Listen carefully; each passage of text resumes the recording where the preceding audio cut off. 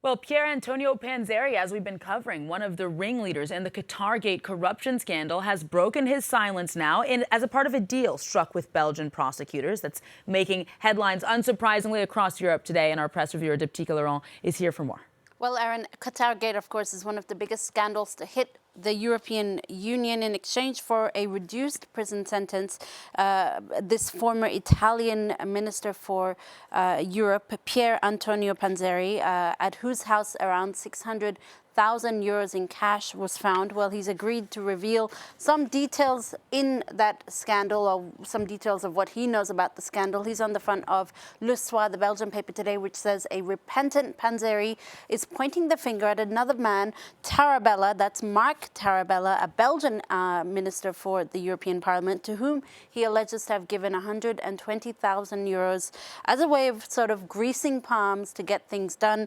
Le Soir really depicting Panzeri and his allegations as it calls it, a human bomb at the service of justice and truth. Aaron. Now, that corruption scandal, Dipty, doesn't just implicate dubious practices by Qatar, but also Morocco. Tell us more about that. Well, in an interview with RTBF, that's the Belgian radio and television channel, a former Portuguese minister for Europe who worked alongside Panzeri accuses him of trying to boycott initiatives that did not please Moroccan authorities, ranging from issues like human rights to the Sahara, to the Western Sahara region, a piece of land that Morocco claims as its own.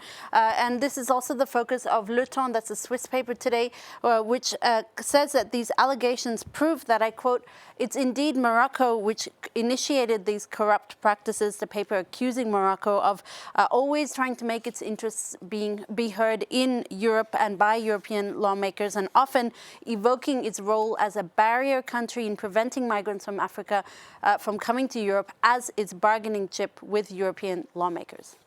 All right, let's change gears now, Dipty, because you found an article in Politico about Bulgaria's secret precarious aid to Ukraine during the height of the war last year. Tell us more. Well, this secret, precarious and precious aid is the focus of this article from Politico. It's well worth a read. It's a long read, but it's a fascinating article which resumes an investigation published by Politico's sister publication, a German publication called Die Welt. So it's a fruit of Die Welt's investigation into how Bulgaria provided Ukraine with precious aid, notably vital supplies of weapons, ammunition, and diesel at a critical juncture in the fighting in the war last year. Now, at the heart of this investigation is former Bulgarian Prime Minister Kirill Petkov. So this is the article from Die Welt. This is the resume in English by Politico. So the former Bulgarian Prime Minister Kirill Petkov, he was Prime Minister when the war broke out nearly a year ago, and he was really seen as trying to pull his country in a more westward, pro-NATO direction, but he faced incredible resistance from pro-Kremlin lawmakers in Bulgaria. Now, he tells Die Welt that his government authorized middlemen to export not directly to Ukraine, but through intermediary companies in Bulgaria. According to Bulgarian authorities interviewed, Bulgaria provided a third of ammunition that Ukraine needed during the height of the war last year, and 40% of Ukraine's diesel needs last year, a delicate issue because that diesel actually came from Russian crude oil reserves.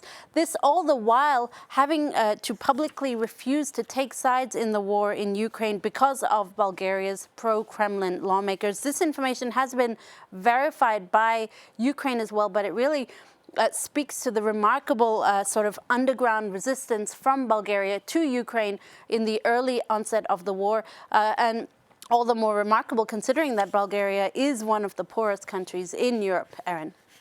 And then finally from you, Dipty, Madonna has announced a new tour across North America and Europe, and at nearly 65, she's garnering a lot of respect in the press.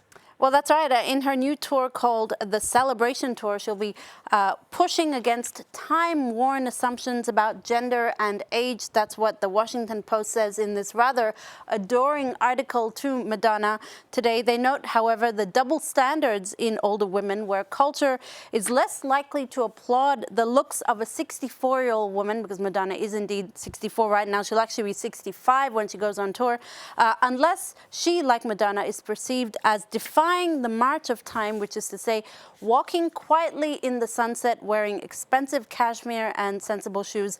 I dare say we will probably never see Madonna wearing expensive cashmere and walking into the sunset in sensible shoes. And proof of that, perhaps, here she is on the front of Vanity Fair this month. This is a joint cover of Vanity Fair, Italy, Spain, and France, paying tribute to the pop icon in this photo shoot by Luigi and Yango. Aaron. One more story from you then, Dipti. If you are the kind who likes to fall asleep while watching a TV show or anything on TV, really, a new study apparently tells us exactly what kinds of shows are good for sleep. And it's not what you imagine, actually. Scientists at the University of Freiburg recruited 50 adults to watch 3 episodes of TV before going to sleep in a special lab. Half were given documentaries to watch, and the other half were given, you know, thrillers, murder mysteries, those kind of shows, the ones with cliffhangers and a lot of suspense. And despite a peak in stress levels, they found that participants actually fell asleep faster after watching a murder mystery or a suspenseful thriller with a cliffhanger. These obviously don't take into account then the quality of sleep and rapid eye movement and things like that. But it is proof that you can feel free to binge away on your favorite murder mystery show, and it will probably have little impact on helping you fall asleep, Aaron. Wondering what documentaries they used for that study, Dipti, because I must say the last documentary I used to watch to fall asleep was about parallel universes, and that definitely did not help me sleep in any way. I thought it might have put you to sleep straight away. No.